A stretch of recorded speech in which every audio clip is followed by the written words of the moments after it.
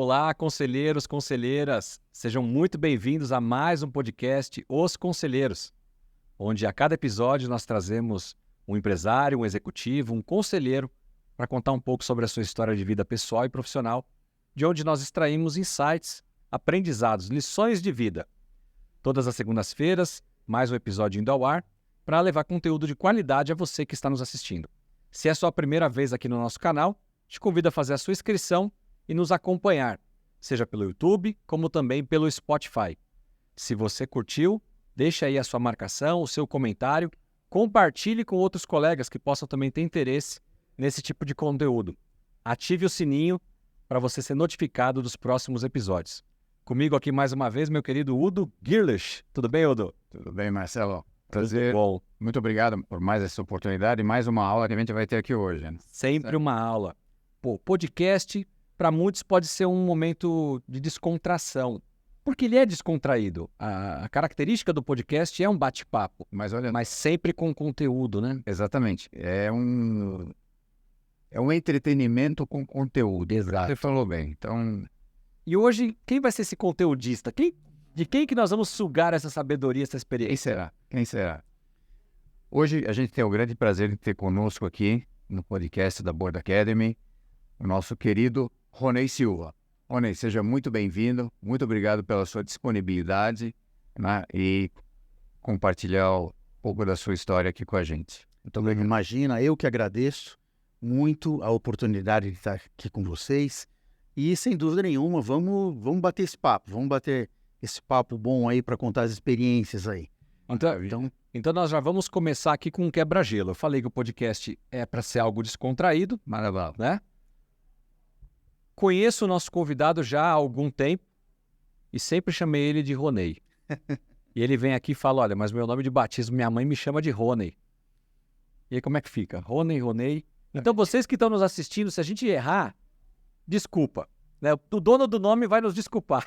Eu não me importo mais, porque Ronei, já estou habituado a ouvir, então, tranquilo. Meu querido Ronei, é um prazer ter você aqui conosco. Muito obrigado pela sua disponibilidade. Imagina. E sinta-se em casa, né? A Board Academy, ela tem essa característica, né, Udo? Todo mundo que chega na Board Academy se sente em casa. O nome, inclusive, emblemático, que foi, inclusive, criado pelo nosso querido Udo no Board Summit do ano passado, que é, qual que é o nosso jargão? Board Family. É uma família. É a Board Family. Então, quando você, executivo, você que já é conselheiro, vem fazer parte aqui da Board Academy, sinta-se como parte da Board Family, os nossos Board Members. E o Ronei é um desses Board Members tão queridos que nós temos aqui.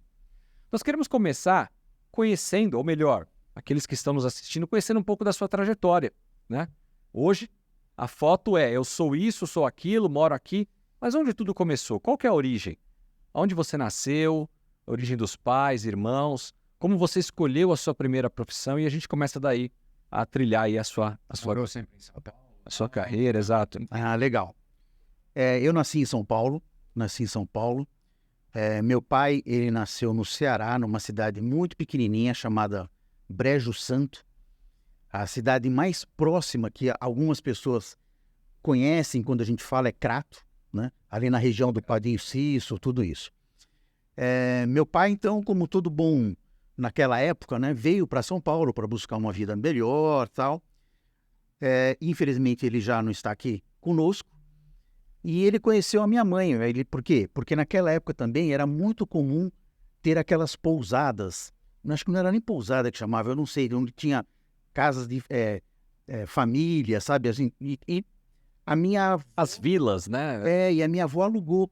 Então ela alugava casas, ela tinha lá o critério dela para saber se a pessoa era confiável ou não. Meu pai passou nesse critério. E ele então ficou ali, e ali ele conheceu minha mãe, e eles se casaram, né? Minha mãe era professora de acordeon, né? E hoje eu até brinco com ela que uma das mágoas que eu tenho é que por que ela não me ensinou acordeon? E sabe o que ela fala? Ela fala assim, olha, eu já não aguentava mais toda vez que a gente recebia uma visita, né? A minha avó, né, a mãe dela pedia, Nilma, toca aí. E ela ficava lá tocando, tal. Então ela falou assim, eu não quero que faça o mesmo com você, né? Mas, deixando as brincadeiras de lado, foi assim que tudo começou. Então, nasci aqui em São Paulo, sempre morei aqui.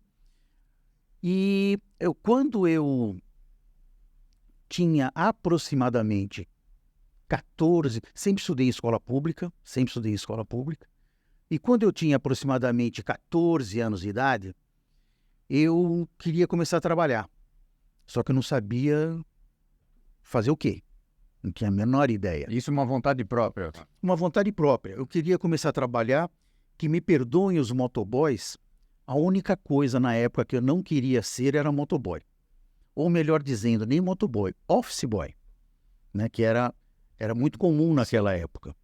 Eu falava, pô, ficar pegando fila em banco e tal, não era para mim. E o que acontece? Eu morava num bairro que a condução ela era muito precária. Passava um ônibus ali, só depois de 1 hora o ônibus passava de novo. Então, ou eu chegava muito cedo na escola, na época colegial, ou chegava atrasado, chegava mais cedo. E do lado, assim, mais vizinho de parede, da escola, tinha uma livraria e o marido da minha prima trabalhava nessa...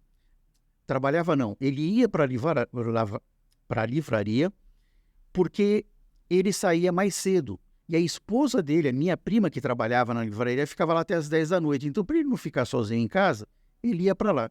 Eu chegava mais cedo e ficava batendo papo com ele. E aí eu perguntei, pô, sabe, quero começar a trabalhar, não sei no que e tal. Ele virou e falou assim, escuta, onde teu pai, lá onde ele trabalha, tem computador da IBM? Eu falei, sei lá, deve ter, né? Ele falou, pergunta lá para ele, vê se ele não consegue encaixar um curso para você na IBM.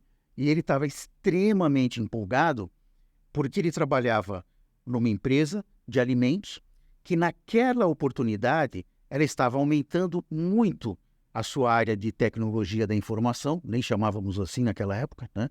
Mas estava aumentando muito, e uma fatia desse aumento, eles estavam dando opção para pessoas internas da própria empresa, de outras áreas, que se candidatassem e falavam, eu gostaria de tentar tal. E ele estava nesse processo, ele estava num mix de treinamento e testes de aprovação para ver se a pessoa tinha aptidão, ele estava super empolgado. Uma transição. Né? Uma transição. E foi assim que começou. O meu pai, por sorte, meu pai ele era supervisor de manutenção da fábrica, em Seistig, manutenção de máquinas pesadas, de produção, elétrica e tal. E o chefe dele, que era o diretor de produção, era também o diretor do CPD. Aí eu falei pro meu pai, ele falou assim, sei lá, eu vou lá perguntar para ele. E para minha surpresa, o Mauro Feijó, esse diretor, ele falou assim, fala pro teu filho vir aqui a semana que vem, tal. Aí eu fui para lá, ele chegou e falou assim, o que você quer fazer? Eu falei, eu quero trabalhar, mas não sei do quê. Né? E o meu primo, assim, contei a história que meu primo falou, IBM e tal. E ele chegou e falou o seguinte, olha, a IBM, ela faz curso para quem já está, né? Ela oferece curso para quem já está no meio. Então, não tem condições de você ir para lá. Mas eu te ofereço o seguinte, vem trabalhar aqui. Eu falei, mas não sei fazer nada. Ele falou, não sei, você já falou isso, não precisa repetir. Vem trabalhar aqui e eu te coloco na área do CPD ali, só que você não vai trabalhar o período integral. Eu falei, mas como assim? Ele falou, eu quero que você trabalhe só meio período e você vai se comprometer de todo mês trazer o seu boletim. E eu quero ver se esse trabalho, se essa meia hora não está fazendo com que você caia de performance lá na escola. E foi assim que tudo começou. Só para esclarecer, né? Para quem está nos assistindo e não sabe o que é CPD, boa. CPD é a antiga área de tecnologia da informação, né? É a abreviação das palavras Centro de Processamento de Dados. É isso mesmo, Histórico. É momento histórico. Quer dizer, você começou ali com outro nome, um estágio. Um estágio, exatamente. O meu pai, como trabalhava na fábrica, eu ia de carona com ele. Ele entrava 1 hora e meia mais cedo do que a turma do escritório. Então eu ficava lá e o pessoal pegou e falou, pô, você fica aqui? Então vamos fazer o seguinte, a gente vai te ensinar a tirar o backup, porque a gente gasta 1 hora e meia tirando o backup. Eram máquinas muito inferiores do que um poder de processamento infinitamente menor do que o que a gente tem hoje nos iPhone. Mainframe. Menor, cheio de luz, né? Aquela coisa assim. Aí eu comecei aprendendo a tirar o backup, né? E fui lá e aí aconteceu uma coisa muito bacana. Eu estava muito afim de aprender, muito afim mesmo. Aí me deram 6 livros que na época chamava Instrução Programada. Eu tinha 14 para 15 anos. Um mês depois que eu entrei lá, ou 2, eu completei 15 anos. Aí me deram esses livros e falaram, Rony, você tem que estudar, quando você achar que você está pronto, a gente te manda para você fazer um teste na IBM, se você pode fazer esse curso. Era um curso de programação e um curso de operação do computador, né? Fui para lá e de 70 e poucos que aplicaram no curso, né? Só 16 passaram e eu fui um deles. Eu era um moleque, eu chegava lá e falava, pô, o que eu estou fazendo aqui, né? Mas dei sorte e foi assim que começou a minha jornada. Então eu comecei como operador de computador, né? Na verdade, o meu primeiro registro, quando eu entrei nessa Pincel Strigler, eu era auxiliar de montagem de pedidos, com cartão de 80 colunas. Eu montava, pegava os códigos que vendas passou, para depois as digitadoras digitarem as quantidades.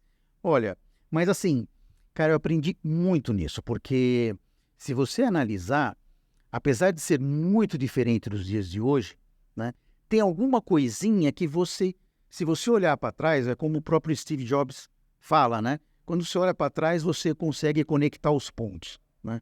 E você realmente conecta. Então foi assim que eu comecei e, pasmem, né? Eu queria ser médico. Olha só. Eu queria ser médico. Eu adoro medicina. Eu sou fã de todos os seriados, tipo Grey's Anatomy, aquele mais antigo, Plantão Médico, o que tiver, né? Chicago Med, eu estou assistindo. E eu queria ser médico de operar, não queria ser médico assim. Cirurgião mesmo. Cirurgião. Mas eu pensei comigo, eu falei, cara, você não é um mau aluno, mas eu não sei se você é um excelente aluno, né? E eu tava com medo, porque todo mundo falava assim, porra, medicina, né? Medicina é um monte de tempo, é difícil de entrar, são muitos anos. Aí você vai ter residência, quando você tiver 90 anos, você vai começar a ganhar dinheiro, né? Estou exagerando um pouco, mas era mais ou menos isso. Eu falei, quer saber? Não. Então, aí eu me apaixonei pela tecnologia da informação, né? E aí você foi buscar uma formação na graduação nessa área? Não. Não? Não, porque quando eu comecei muito cedo, com 18 anos, eu já operava 3 tipos de computadores, porque eu passei aquela migração toda do mainframe, depois entrou o 4341, que era uma máquina IBM, depois entrou um que era não sei o que na época, que era refrigerado a água, tinha caninhos que passavam dentro da memória. Um computador refrigerado a água, essa eu não conhecia. Essa não. Com um computador com caninhos que passavam ali por dentro, onde ficava a memória, tal, muito processamento. Para fazer refrigeração. Refrigeração, né? Então, com 18 anos, Marcelo, eu sabia muito bem operar essas máquinas, eu sabia programar em RPG, que foi a minha primeira, COBOL e Assembler. Então, sabia programar. Aí eu pensei comigo, eu falei, pô, mas eu comecei a olhar as formações nesse campo e elas meio que, eu falei, pô, mas parece que eu estou aprendendo a mesma coisa, porque também, no final desse curso, o cara também vai aprender essa linguagem, aquela, tal. Eu falei, quer saber? Não. Eu vou para a linha de administração. Então, eu falei, eu quero fazer administração ou economia. Quando eu prestei o vestibular, eu estava com as 2 opções. A administração era a primeira, a economia a segunda, e eu passei a economia na FAP. Aí eu fui para a economia e já estava enfronhado aí na tecnologia de informação. Nessa época eu trabalhava na Matsushita Panasonic.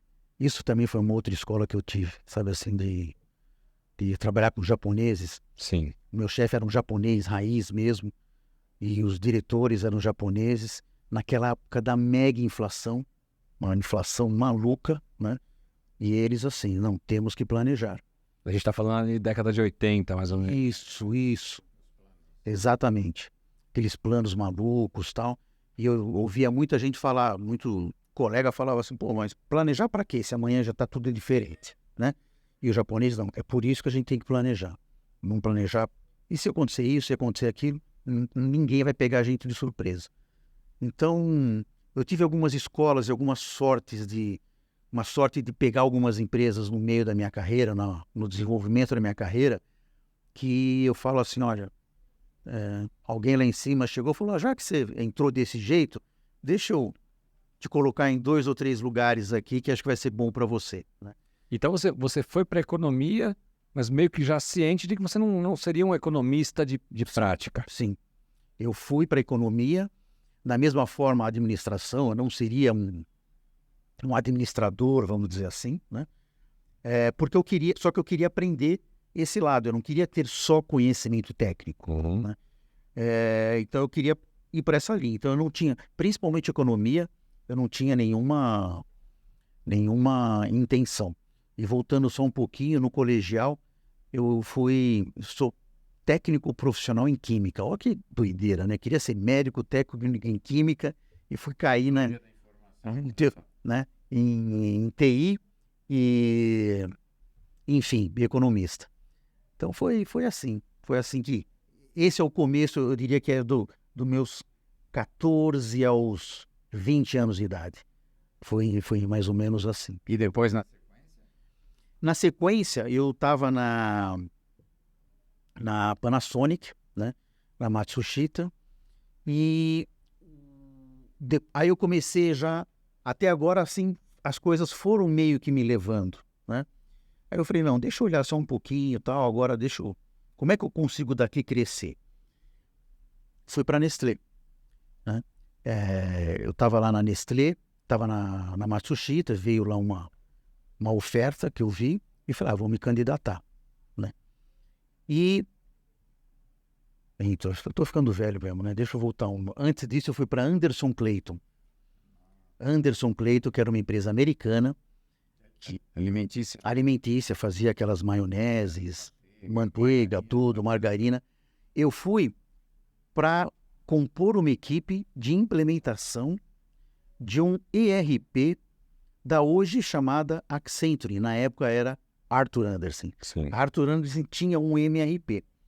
Então, eu fui para lá para entrar nessa equipe e foi a primeira vez que eu fui exposto a metodologias. Porque até então, todas as outras empresas, né, não tinha método. Você fazia lá da forma que você podia fazer e tal. Aí eu peguei e comecei, lembro até hoje, método One, cada binder que eles falavam, um manual desse tamanho. Mas foi ali que eu aprendi a trabalhar com consultoria, seguir padrão, estudar antes de fazer alguma coisa. Não faço aquilo que eu acho que é o certo, apesar de, talvez na época, eu nem tinha muito ainda discernimento, né? Era muito novo. Mas eu sabia que eu tinha que seguir aquele, né? Ia fazer uma entrevista com um usuário, olhava lá no... Tal, é isso que eu tenho que produzir no final. Então, foi nessa linha que eu fui. Até a Anderson Clayton ser comprada pela GC Lever. Quando ela foi comprada pela GC Lever, vem toda aquela dúvida, né? O que vai acontecer com quem é comprado, né? Sempre fica essa dúvida e tal. E nessa época que veio o anúncio da Nestlé, né? Então, veio o anúncio da Nestlé e, muito interessante, teve um jornal, que eu não lembro qual que é, na capa do jornal, tinha um desenho bem grande, mas feito assim como se fosse uma criança. Era um carrinho de bebê, né? Só assim, uma meia-lua assim, com um pauzinho aqui em cima, um negocinho que seria o cabo de uma rodinha embaixo. E nele, na lateral dele, estava escrito Nestlé, e dentro do carrinho, meio que para fora, um monte de bonequinho com chave de boca, né? E a matéria falava, Nestlé é uma mãe para os seus funcionários. Eu cheguei e falei, pô, não é possível, né? É muito sinal, muita coisa caindo junto aqui. Aí eu fui para a Nestlé, né? Fui para a Nestlé, uma empresa também que foi a sorte que eu tive meu primeiro filho. Então a Nestlé, naquele tempo todo lá, ela me acompanhou, tal, conseguiu alimentar meu filho e foi por aí. Então foi essa história. Na Nestlé eu estava com 22 anos, por aí. Quanto tempo de Nestlé? Nestlé foi uma passagem rápida. Por quê? 1 ano e meio, se eu não me engano. Porque quando finalizou o merge acquisition, vamos dizer assim, lá da Unilever com a Anderson Clayton, aí a Unilever me chamou de volta. Na época GC Lever ainda. Na época GC Lever, bem lembrado. Ah, eles te chamaram de Me volta? chamaram de volta. Foi como se você tivesse ido fazer um estágio na Nestlé. Estágio, né? Eu brincava com eles na época, eu falava assim, olha, eu saí na época do vendaval aqui, né? E agora vocês me estão dando oportunidade para voltar num processo mais calmo. Calmo entre, né? Então eu voltei para lá, aí depois ela se tornou Unilever, e foi aí que eu comecei a minha trajetória de CIO, né? Então eu estava muito rápido nessa questão de, quando eu fiz a implantação lá daquele ERP da Accenture, eu já comecei a falar muito com o usuário, ter outra visão, né? E isso daí acabou, sabe, meio que incorporando. Eu diria que até mais sorte, porque eu não tinha certeza se eu me daria bem.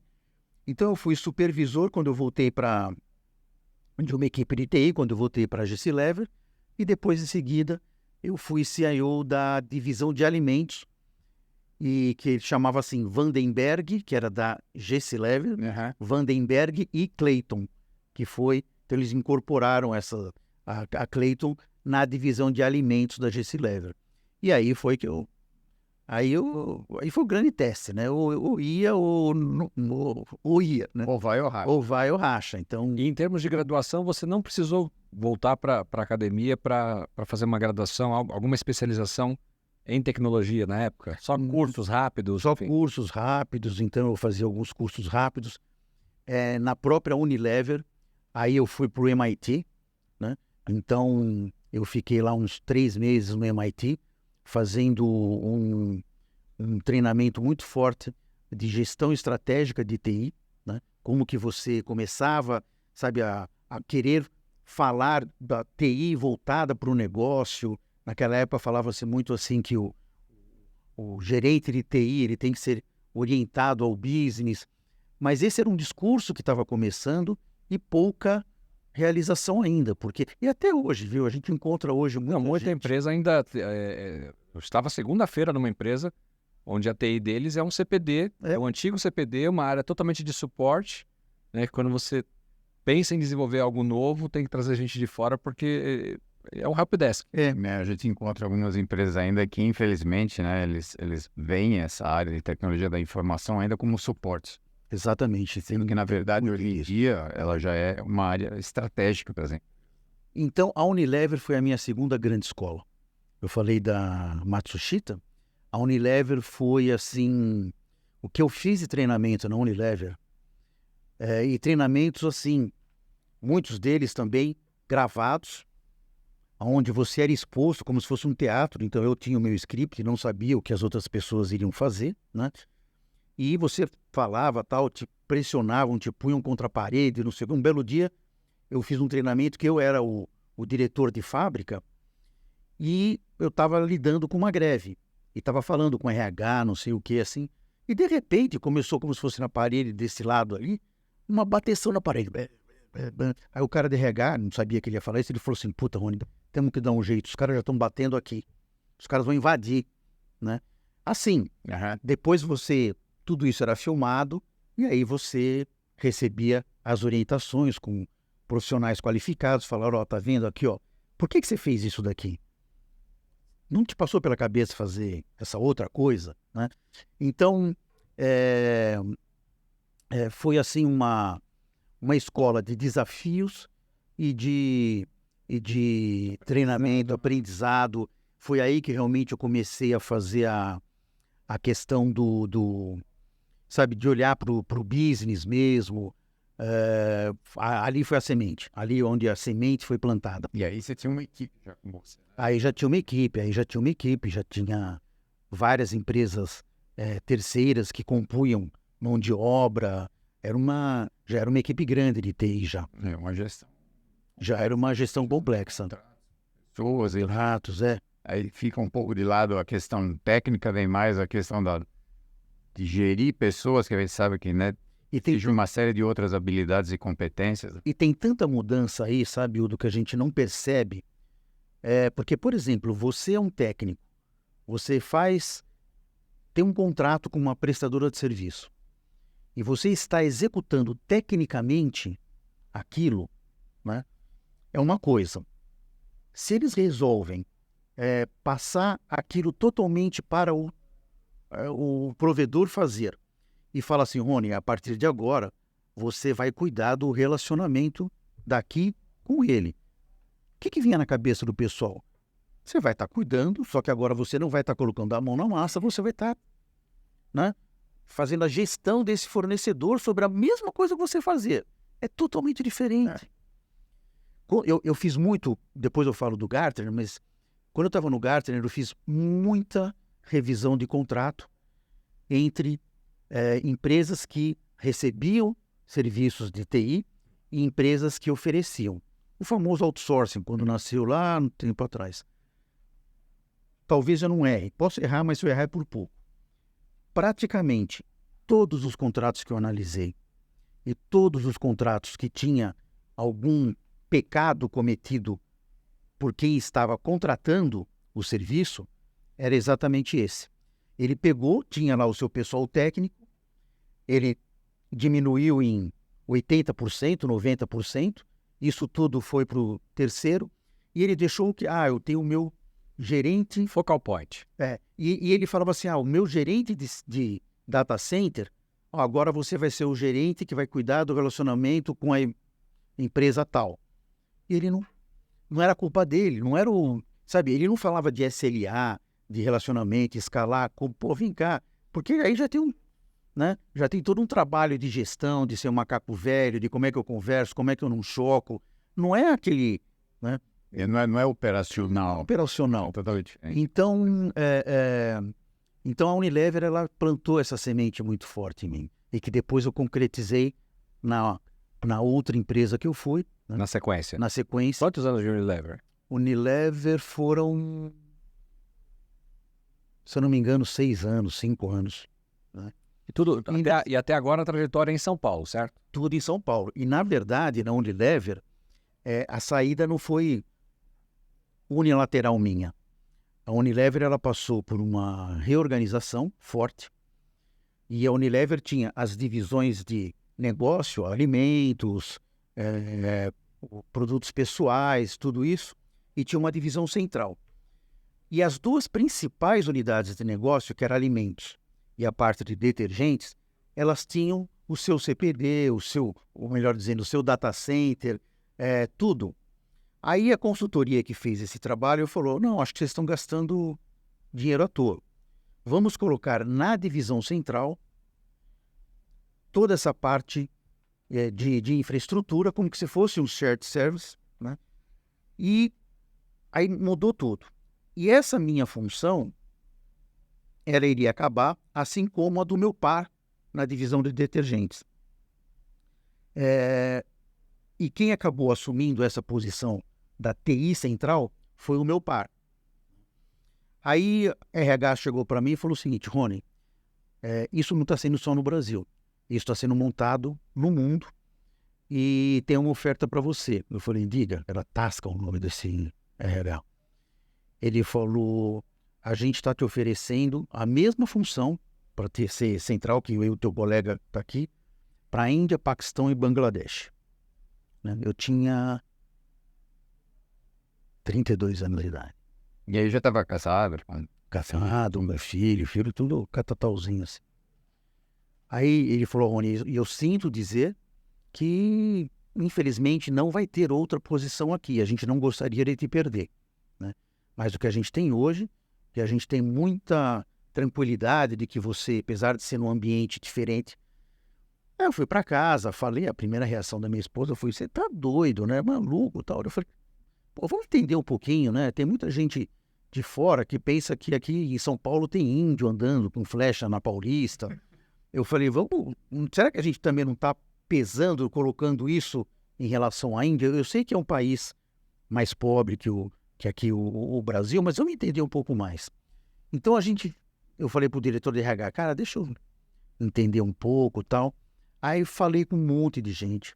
Falei com colegas meus que já tinham ido trabalhar na Índia, não só pela Unilever, colegas em outras empresas e tal. E a conclusão foi, não, vou ficar. Né? Por quê? 2 pontos que pesaram bastante. Primeiro, a minha esposa, ela não ia ter ninguém lá, né? A gente não ia para uma comunidade de brasileiros, não, era em Bombaim, né? Tinha até lá um apartamento que a gente ia alugar, só que assim, o apartamento por dentro era uma maravilha, tipo quase 700 metros quadrados. Isso é imenso. Só que por fora, sabe essas cenas que a gente está vendo, né? Quando tem destruição, ou terremoto, ou guerra, tudo isso, era assim. Porque lá na época, não sei se é assim até hoje, o contrato, quando tinha o proprietário e o inquilino, o proprietário não conseguia tirar o inquilino de lá, por algum motivo, sei lá como é que era a lei. Então o proprietário não investia. E o inquilino não investia porque não era dele. Então se deteriorava tudo. Né? Então era uma coisa meio estranha. Tinha isso e falava assim, olha, cuidado com a água, que realmente você tem que tomar banho de boca fechada. Você tem que escovar o dente com água mineral. Né? Eu tive colegas da própria Unilever que voltaram, ficaram depois lá um tempo, uma semana e pouco, com uma infecção muito grande, internado em hospitais. De novo, deixa eu só voltar, eu estou falando isso há 30 anos atrás. Então, Muita coisa mudou. muita coisa mudou. Né? Então eu acabei falando, não, vou ficar por aqui mesmo. Vou ficar por aqui. E foi aí que eu fechei e saí, né? Eu saí da Unilever e tolei a uma chips, que é aquela de batata, ramos, tudo isso.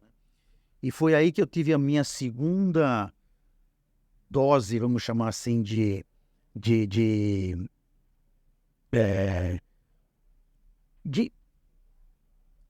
pintura, vamos dizer assim, em relação à parte do business, porque eu tive um chefe, ele não era o meu chefe direto, mas ele era o VP de vendas, que era a divisão mais poderosa da Elma Chips, que era o diretor de vendas conhecido como Max Geringer, que é o colunista que a gente vê. Sim. E eu nunca vou me esquecer porque do seguinte fato. Ele me entrevistou. E foi a empresa que eu tive o maior número de entrevistas. Eu acho que chegou a 15 ou quase 20. Era entrevista, né? E depois, quando eu fui aprovado, eu entrei na empresa, fui apresentado, Max, eu falei, opa, né? Ele estava lá na entrevista.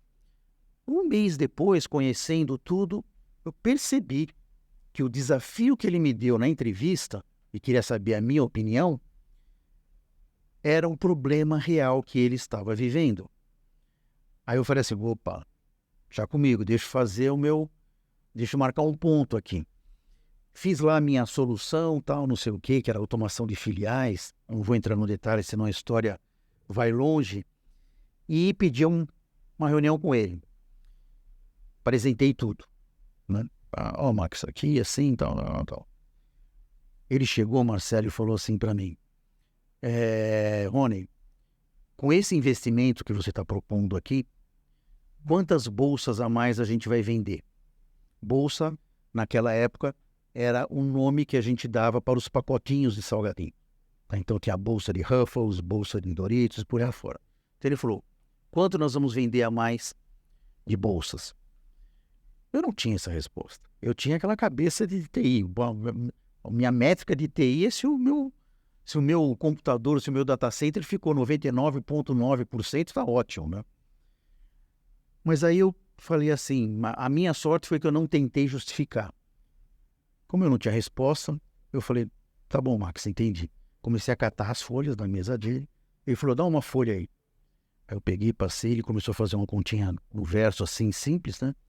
Ele falou, olha, com essa verba que você está falando aqui, para investir, por exemplo, numa filial de pequeno porte, eu consigo comprar uma perua Kombi, lembra essas Kombi amarela aqui, né? Eu personalizo essa perua, eu crio uma nova rota, eu contrato um vendedor e isso faz com que nessa filial eu tenha um aumento de faturamento de X%. Ele falou, entendeu o que eu estou te falando? Eu falei, entendi. Aí eu voltei para minha casa, né? Peguei todas as coisas e tal, e depois um belo dia a gente fez esse sistema de automação, aí tudo bonitinho, e uma vez ele, num desses eventos de gestão que a gente reunia todos os vice-presidentes e diretores para falar do futuro da empresa, né? Planos do ano seguinte. Um dia a gente estava tomando uma cerveja ali no final do dia, num hotel, e ele falou para mim, Rony, posso te falar uma coisa? Eu falei, fala, Max. Ele falou, sabe onde você me ganhou o respeito naquela época? Que eu falei, eu falei, como? Ele falou, você não quis se justificar. Você descobriu que você fez uma grande besteira, só que ele não falou, ele não usou a palavra besteira, né? Ele falou, você descobriu que você fez uma grande besteira e não tentou ali falar, não, mais tal. Você recuou e depois se preparou e a gente voltou. Ele falou, ali você ganhou. Ele era muito exigente, muito exigente. Então, isso de novo, né? Quando eu olho para trás, esse é um pontinho. Quando eu vejo o pontinho lá desses treinamentos na Unilever, que eu fui jogado. Nós somos hoje o reflexo da soma de várias coisas que aconteceram, né? A verdade é essa. Sem dúvida nenhuma, sem dúvida nenhuma. Quantos anos foram de chips, né? Chips, 5 anos. Isso era em qual unidade você ficava? Porque o Max é de Jundiaí, Vinhedo, Valinhos. Não? Lá era a fábrica, né? Nós tínhamos uma fábrica lá em Valinhos. E o Max, ele morava num condomínio lá, mas o escritório nosso, naquela época, era no Centro Empresarial. Sabe o Senesp? Senesp, eu trabalhei no Senesp. Então, no famoso Bloco C, a gente ficava lá. Eu ficava no F. No F. E então ali era o nosso... E muitas vezes eu ia para a fábrica também da GC Lever, que fica... Quando está acabando em Anguera, chegando em São Paulo, do lado direito... Tem até hoje. Tem até hoje ali, né? Então esse era o meu mundo na época da Unilever. Então foi muito bacana. Sempre em tecnologia. Lever não, desculpa. PepsiCo, né? Eu estou na PepsiCo, na Elma Chips. E a unidade que eu trabalhava também era alimentos. Porque a PepsiCo tinha a Coca-Cola, tinha a Pepsi-Cola, que é concorrente da Coca-Cola, tinha a Elma Chips, a frito-lay americana, né? Taco Bell, KFC, e tinha na época água, acho que é da Água Minalba, se eu não me engano, mas essa daí, mal eu entrei, tirou. E um belo dia, foi interessante que saiu numa grande revista americana, né, de economia e tal, a capa foi muito desastrosa para o Grupo Pepsi, porque eles fizeram uma silhueta, uma cabeça de uma pessoa, né, assim, e dividiram ela no meio. E escreveram de um lado Pepsi, PepsiCo, e do outro lado Coca-Cola. Dentro do lado Coca-Cola, você tinha um produto principal, que era o refrigerante Coca-Cola ou mais algum outro. E o lado que estava o PepsiCo, um monte de divisórias, conto que eram todas as unidades de negócio. Então falava assim, esse é um dos problemas que a PepsiCo tem. Ela não foca, ela nunca vai ganhar, nunca vai fazer frente a uma Coca-Cola, né? Então, um problema sério de gestão, tal, não sei o quê. E depois a PepsiCo, ela resolveu fazer o spin-off do KFC, do Taco Bell, já tinha saído... e Pizza Hut também. Pizza Hut então saiu KFC, Taco Bell... Seguindo essa estratégia de tentar focar. Então eles fizeram um spin-off dessa operação, ficaram só com refrigerantes e a parte de alimentos, salgadinhos, tudo isso, mas também separados, né? E aí para procurar ter um pouco mais de foco. Então foi essa... Muito interessante. Muito E caminhando na área de tecnologia sempre. Caminhando na área de tecnologia, mas aí cada vez mais, né? Gestor, autogestão. Cada vez mais eu começava a falar de processos de negócio, modelos de negócio. Eu procurava, lembro muito que o Farias fala, né? Você está onde você se coloca, né? Não sei se eu estou... É isso mesmo. Com as palavras que ele usa. Então eu procurava muito disso. Eu me oferecia para as coisas. Tanto que um dia, agora eu não lembro se foi na PepsiCo ou na Unilever, teve um programa de produtividade feito por uma consultoria. Foram definidos lá alguns projetos que a empresa deveria focar e eu fui escolhido como líder para o projeto de estimativa de vendas. Reformular a estimativa de vendas. Você não entendia a estimativa de vendas? Não, eu também não. E eles queriam exatamente isso. Eles queriam que você usasse a sua ignorância naquele tema para você quebrar o óbvio, né? Para você não... se todo mundo faz esse caminho aqui, se você não sai, por que você não sobe em vez de você descer? Claro. Né? Então eu me expunha muito, sabe, Marcelo? Eu queria realmente entrar nessa área e foi aí que eu comecei cada vez mais a fincar o meu pé na parte de business, né? Muito preocupado, modelo de negócio, o que é, o que não é, né? Então, de novo, conectando os pontos, quando eu me imaginava o que eu fazia lá naquela empresa japonesa, lá atrás, né? Eu falava, quando eu estava conversando com esse cara que me chamou, né? Isso foi um caso real, o gerente de materiais me chamou e ele pediu para eu fazer um programa para ele, uma rotina, nem lembro como é que ele chamou aquilo, né? Eu fiz e eu fiquei várias vezes sentado na mesa dele lá, ele me explicando o conceito tal, não sei o quê, porque aqui é o lote econômico, ponto de encomenda, consumo médio mensal, você vai ter uma curva assim, assado tal. Eu fiz sem ter a mínima ideia de que aquilo é um MRP. Sabe, não é ERP, é um MRP, é um Materials Requirement Planning. Sim. Que tem nesses pacotes. Hoje, é lógico, muito mais sofisticados. Mas, sabe, depois você olha e fala assim, aquele cara que me chamou, que eu fiz aquilo e fiz lá sabe, um sorriso de orelha a orelha, porque eu também estava aprendendo aquela linguagem e tal.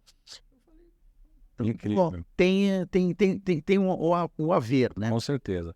Mas essa carreira, ela tá aí, não sei, talvez ainda antes da metade, pelo que eu tô fazendo uma conta aqui, a gente tá falando de talvez década de 90, começo dos anos 2000, não é isso? Por aí. E tem muita coisa pela frente. Então vamos dar uma acelerada para ver da Chips, da PepsiCo, para onde você foi? Como é que foi isso?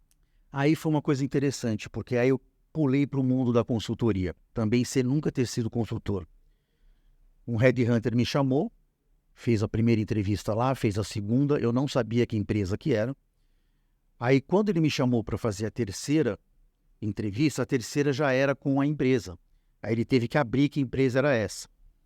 E era o Gartner. Uhum. Aí o Gartner está vindo aqui para o Brasil, já está aqui no Brasil, ele quer desenvolver a divisão de consultoria e ele está contratando 3 executivos, né, para poder... É aí que você está concorrendo. Aí eu cheguei e falei para o headhunter, eu falei assim, olha, você viu o meu currículo, né? Você viu que eu nunca fui consultor. E por que, né? Você acha que eu tenho... Por que você acha que eu tenho? Por que eu fui? Aí ele, macaco velho, virou e falou o seguinte, tá aí, me responde você. O que você leva para lá? Né? Aí a minha resposta foi muito simples, Marcelo. Eu falei assim, olha, eu estou há anos contratando serviços de consultoria. Eu sei um monte de mancada que a consultoria dá, que eu fico comigo assim, como é que esse cara tem coragem de fazer isso? Ele vem aqui, vende e tal, não sei o quê. Sabe que você tem que ir atrás, ficar brigando e tal. Eu tenho uma lista falei para ele, 10 coisas, eu levo para lá e falo, olha, eu não vou fazer isso. Serve para vocês? Né? E foi assim, ele falou, não esperava resposta melhor que essa. Aí fui para o Gartner, fiquei 6 anos no Gartner, na divisão de consultoria. aprender muito também, porque o Gartner tem o que eles chamam de analistas, né? Mas não é o nosso analista de sistemas, é aquele analista igual eu. Ou é cabelo branco, ou não tem mais cabelo e tal, que são verdadeiros gurus, que eles só falam de tecnologia. Infelizmente, na época lá que, logo depois que teve o ataque às Torres Gêmeas, o Gartner tinha sido adquirido 32% das ações do Gartner por uma empresa financeira, e como toda boa empresa financeira, coloca $1 aqui, quer ver 10 lá na saída do tubo, e as ações do Gartner não estavam subindo, chamou uma empresa, uma consultoria, fazer um plano de negócios, eles usaram o By the Book, que é foca em mercado, e foca no teu produto principal. Consultoria não era o produto principal do Gartner, eles sim pesquisa. Aí fecharam a consultoria no Brasil, e deixaram só nos Estados Unidos, se não me engano. Estados Unidos, acho que França, mas França por questões trabalhistas, porque França parece que tem uma questão muito... Aí eu saí, e foi quando eu montei a minha primeira consultoria, que acho que a gente ainda não estava aqui, acho que era mais um aquecimento nosso de bastidor, que por coincidência é quase vizinha aqui da sede da Board Academy. Da série da Board Academy. Fiquei com essa consultoria por 8 anos, o Gartner me chama de volta. Só que não mais para consultoria. Até hoje não tem consultoria. E sim para eu cuidar. Na época eu tinha uma diretora que era minha chefe, depois ela se aposentou e eu assumi a divisão que no Gartner a gente chama de Executive Program. O que é? É uma equipe que são CIOs na maioria, alguns consultores de alto nível e tal. Essa equipe, ela aconselha o board das empresas em tomadas de decisão em relação não só a TI, mas também a modelos de negócio, porque agora é muito difícil você falar de modelo de negócio sem você ter TI, com todas essas disrupções que estão acontecendo. Então eu fui o VP da América Latina, do Gartner, por acho que outros 6 anos, e também teve uma mexida que também não era assim algo que estava dentro dos meus... E eu estava na posição aqui mais alta do Gartner no Brasil, né? Então, aqui no Gartner eu não tinha muito o que fazer de serviço, né? Eu tinha um par de vendas tal, e tinha essa de serviço. Aí eu saí do Gartner, né? E falei comigo, agora eu estou praticamente chegando nos dias de hoje, e falei, olha, não posso falar, né? Nunca diga nunca, mas eu falei, eu não quero voltar para o mundo corporativo, né? Não quero voltar. Vou voltar se por acaso tiver uma necessidade, é o que eu sei fazer, é o que eu construí ao longo desse tempo todo. E então montei uma outra consultoria e meio que logo depois que eu montei essa consultoria, ainda era a consultoria, a mão de obra era Rony, né? O sócio era Rony, a mão de obra era Rony, né? Quem fazia o cafezinho era o Rony. Aí em seguida, teve uma pessoa que tinha feito um trabalho de coaching, gostou e falou, Rony, você tem toda a cara de coaching. Porque você gosta de pessoas, você gosta de falar, você gosta de ensinar, você tem paciência para ouvir e tal. Pô, você já fez? Eu falei, não. Aí fui ver o que era. Para quê? Aí eu me joguei de cabeça, né? Eu fiz vários cursos de coaching, mas aquele que a gente brinca não, a gente fala sério, que é o coaching levado a sério, né? Não é aquele coaching que só usa frase de para-choque de caminhão, sabe aquelas frases de efeito assim, o cara nem sabe o que aquilo significa. Então hoje eu sou Master Coach, eu fiz acho que uns 8 cursos de coach, me aperfeiçoei também mais ainda em mentoria, né? Mentoria é todo o meu conhecimento de vida, né? E muita gente no mercado, Marcelo, ainda confunde o que é coaching e o que é mentoria, né? E eu sempre falo para as pessoas, se você contratou um coaching, né, um coach, e no processo de coaching ele está falando o que você deve fazer, cai fora, porque isso não é coaching, né? O coach não pode falar o que você tem que fazer. Ele tem que explorar o seu melhor, fazer perguntas interessantes, disruptivas, fazer você pensar de uma maneira diferente para você chegar à sua conclusão. Um mentor ao contrário, né? Aí eu falei, não, vou nessa. E quando chega um belo outubro do ano passado, cai no meu e-mail, tá? Não lembro agora exatamente a menina daqui da Board que me mandou. Mas enfim, Board Academy. Eu falei, o que é isso? Deixa eu ver. Tá. Eu falei, pô, por que não? Eu falei, eu acho que tem tudo a ver, né? Porque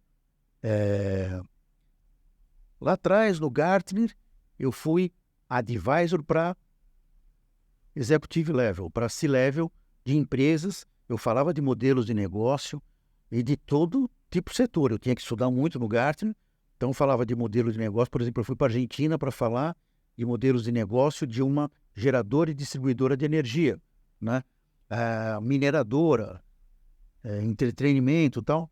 Então, eu estava muito habituado a essa questão de aconselhar nesse nível, não aconselhar como o papel do conselheiro aqui que nós temos, né? Aí eu estava lá como coach, mentoria, e eu falei, pô, de alguma forma tem uma cola aí que, né? E comecei em outubro, me interessei, né? Eu lembro que acho que foi em janeiro, eu pedi um papo com o Farias. Eu falei, Farias, não é meia hora, tal, eu quero entender um pouco mais. Eu só lembro que eu falei para ele, eu falei assim, Farias, eu não quero ser só mais um membro aqui. Eu falei assim, eu não quero isso. Se for só isso, eu vou perder meu tempo, eu não quero. Eu quero entrar aqui para, né? Aí ele me explicou, não, tal, ele me mostrou um roadmap que ele tinha na época, tal, não sei o que, um monte de coisa. E aí eu fui, né? Então, fiz os cursos todos, fiz lá o Conselheiro na Prática, estou agora no volume 2 do livro, que logo, logo a gente vai estar aí.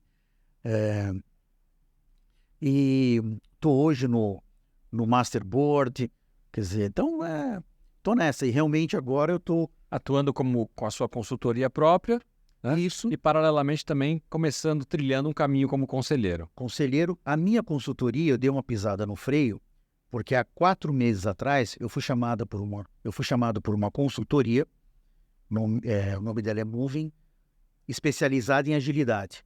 Só que era aquele agilidade de Scrum Master, aqueles agilistas aqui que ficam na base.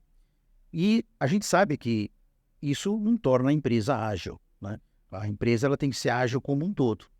Então eles me chamaram e falaram, bom, você quer vir aqui ajudar a gente a montar a Business Unit de estratégia de TI, jornada digital, governança ágil, arquitetura, com esse viés, né? Quando a empresa está querendo se transformar numa empresa ágil. Eu falei assim, bom, eu ainda não estou full time com a minha agenda preenchida como conselheiro. Também não estou com ela ainda preenchida 100% como coach. Eu falei, eu vou, né? Então, em 3 meses a gente lançou essa unidade de negócios. Lançamos agora um método assim que casou com um cara que estava lá, bateu. Eu falei, pô, eu queria fazer consultoria de uma maneira diferente, não sei como. Acabamos de montar um método. A gente está super orgulhoso, que se chama Método de Negócios de Sucesso. Ele serve para, desde pequena e média empresa, até grandes empresas, quando você contrata, por exemplo, um departamento, pode contratar. Então, eu estou nessa consultoria e o meu foco continua sendo esse, né? Quer dizer, tá no board, ajudando as empresas, colocando essa minha experiência, né? Porque fiz muita gestão, trabalhei no Gartner, muita exigência de equipes de alta performance, né? Saber montar equipes você tem que tomar decisão difícil, né? Não é só contratar, você tem que contratar bem e você tem que saber a hora que, infelizmente, você tem que tocar, né? Com certeza. Porque eu sempre falo, né? Quer dizer, o nível, a sua performance, ela é tão alta quanto o elo mais fraco do seu time. Então, você não pode querer ir no Gartner, a gente tinha também nas outras empresas, mas principalmente no Gartner, os nossos objetivos eram pesados, né? Então, você não podia ter um objetivo aqui e uma equipe que você sabia que não ia conseguir chegar lá. Então, a gente tinha que aplicar eu apliquei muito o que a gente chama das single capabilities de um líder, né? Onde montar grandes equipes é uma delas, comunicação, priorização, e foi. E o Gartner também foi uma escola muito legal para mim. Aí que eu soube o que é priorizar. Você acredita? Depois de todas essas empresas que eu falei para você, né? E eu entrevistava muito CIO para ser membro do Gartner, e depois eu me dei conta, quando eu falava assim, vem cá, como é que você prioriza as suas ações, né? Raríssimos os que falavam um método legal de priorizar, né? E porque aí eu já tinha o presidente mundial do Gartner, ele fazia questão dele levantar essa bandeira de priorização. E ele que ministrava cursos às vezes tal, e é uma forma que eu uso até hoje. Sabe, Marcelo, é um negócio assim que, se você olhar o meu Outlook, eu tenho 3 cores. Em 3 cores eu classifico tudo que eu tenho que fazer. E guardada as importâncias, o que é, o que não é. E aí eu falei, pô, muito legal.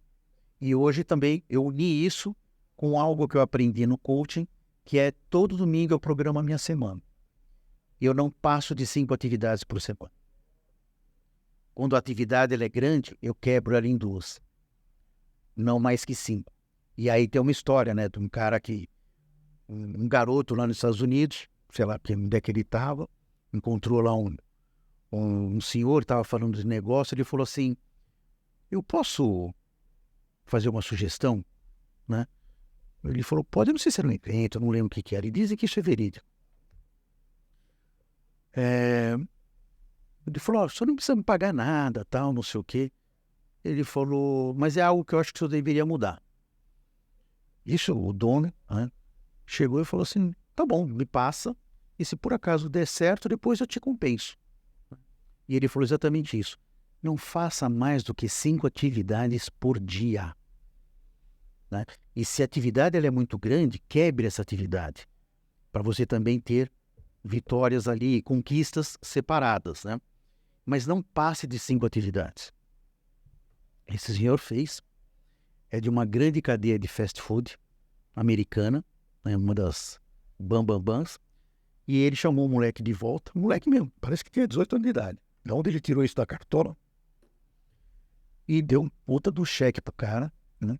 E o cara foi nessa linha. Então, isso daí, se você me perguntar, Rony, qual que é a ciência, assim? Por que 5 e não 4? Porque eu não sei te responder, Marcelo. Mas Você adotou para você, adotei para mim. como modelo. Adotei para O que eu acho interessante também na sua trajetória e na sua carreira, e olhando hoje para o Rony como um possível coach, consultor ou agora conselheiro, é que o seu background de tecnologia pode ajudar muitas empresas que precisam dar o próximo salto de expansão, e a tecnologia é um grande trampolim para isso. A gente viu aí na pandemia quantas empresas deixaram de existir e quantas outras aceleraram o seu processo graças à tecnologia. Sem dúvida. E um outro ponto, né? Eu de novo conectando os pontos, eu falei do aprendizado lá da empresa japonesa, depois da Unilever, no grupo PepsiCo. O Gartner, ele me passou essa... Como é que eu posso colocar para você? Essa questão de você... até me fugiu o termo agora, vou ver se eu consigo resgatar.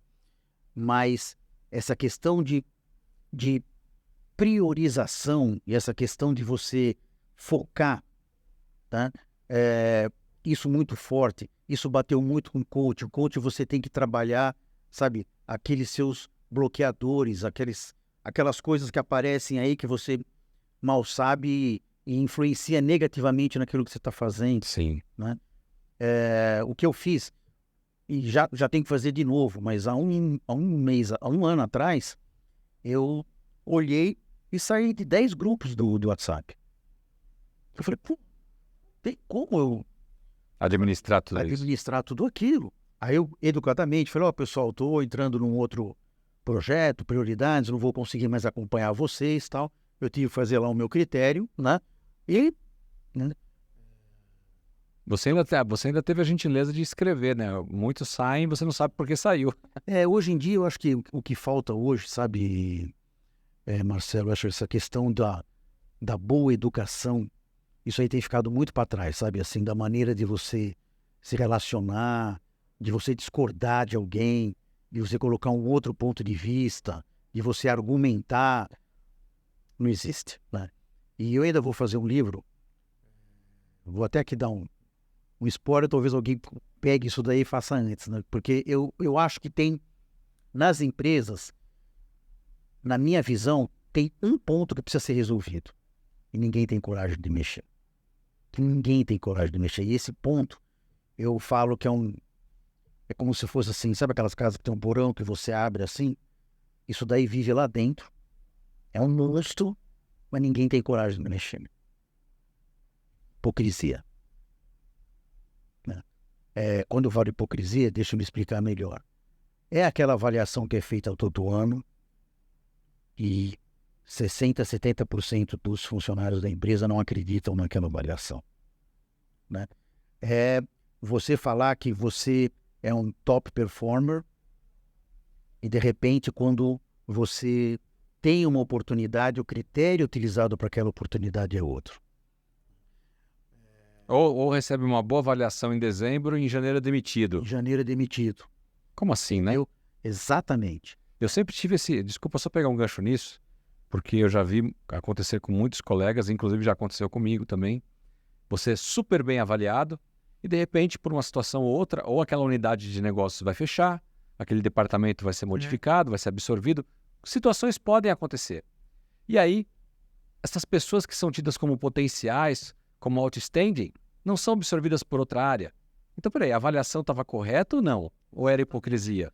Porque eu não posso permitir que, se na minha equipe tem uma pessoa que é acima da média, que porque o departamento dela fechou, aconteceu qualquer situação, ela não é tão boa o suficiente para que eu possa utilizá-la num outro departamento, numa outra área?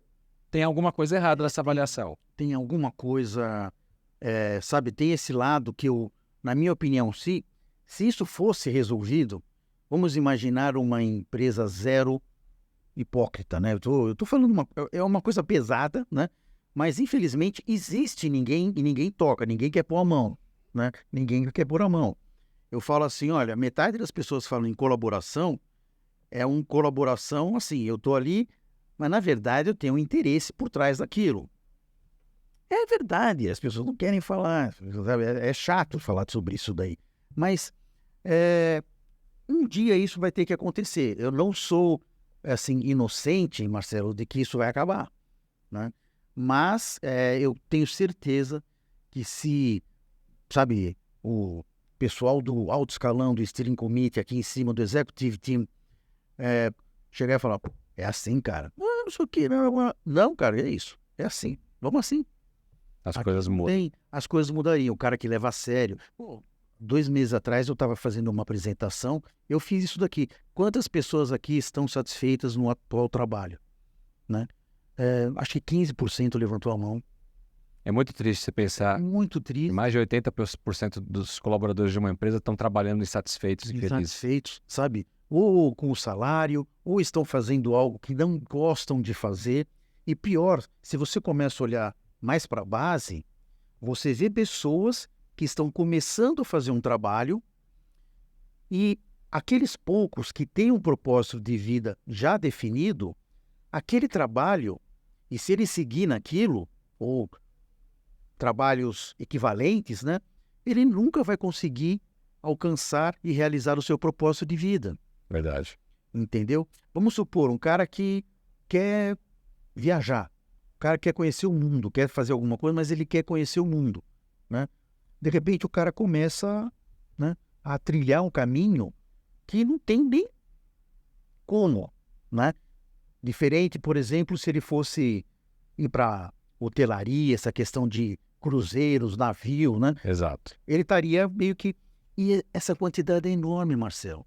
Às vezes acontece como no seu caso, que primeiro arruma um trabalho e o trabalho te leva a ser um profissional daquela área e quando você chega na meia-idade fala, mas eu não fiz o que eu sonhava na minha adolescência e infância.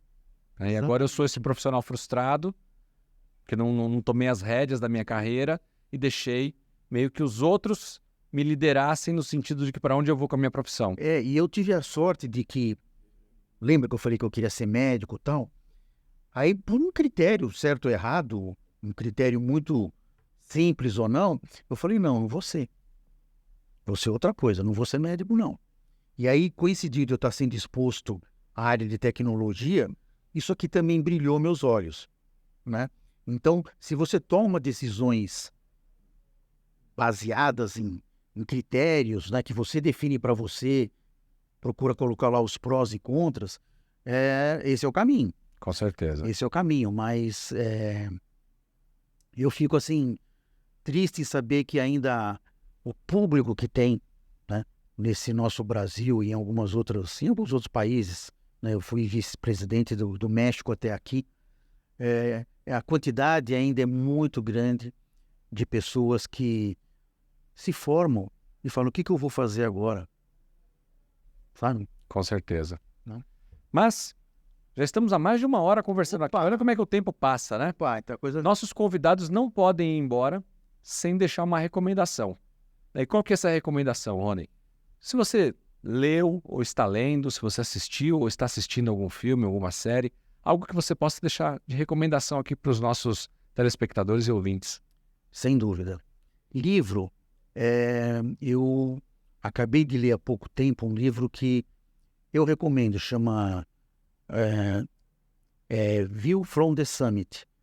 E, na verdade, é de um grupo que foi escalar o Everest. Eles passaram por diversos obstáculos, barreiras, nada previsto. Depois eles voltaram, mas voltaram perdendo gente, perdendo não sei o quê. Quem conseguiu voltar perdeu ponta, sabe, devido àquela questão. Agora, toda essa narrativa mostra o líder, né, o principal ali, como que ele via as coisas, né? Decisões complicadíssimas que ele deveria tomar, né? Até, por exemplo, alguém que estava ali que já não tinha mais jeito, né? Aquela pessoa estava ali praticamente para morrer e ele não podia falar, pessoal, vamos ficar aqui. Não morre todo... mais, morre todo mundo, né? Então, esse é um que eu recomendo.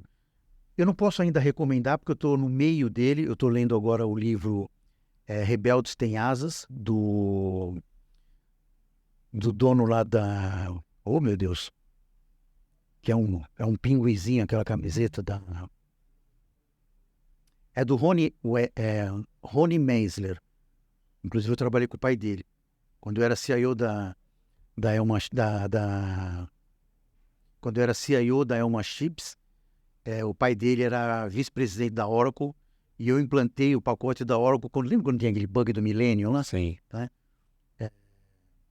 Ah, meu Deus, está na ponta da língua. Não tem problema. O nome do livro é Rebeldes Têm Asas. Muito bem. Rebeldes Têm Asas. E se for recomendar o Rony de hoje faria alguma coisa diferente, apesar de eu olhar para trás, sabe, Marcelo, e falar o seguinte, olha, eu acho que eu tenho mais sucesso do que cabeçada na parede. Às vezes eu acho bom dar cabeçada na parede, que é só assim que você aprende.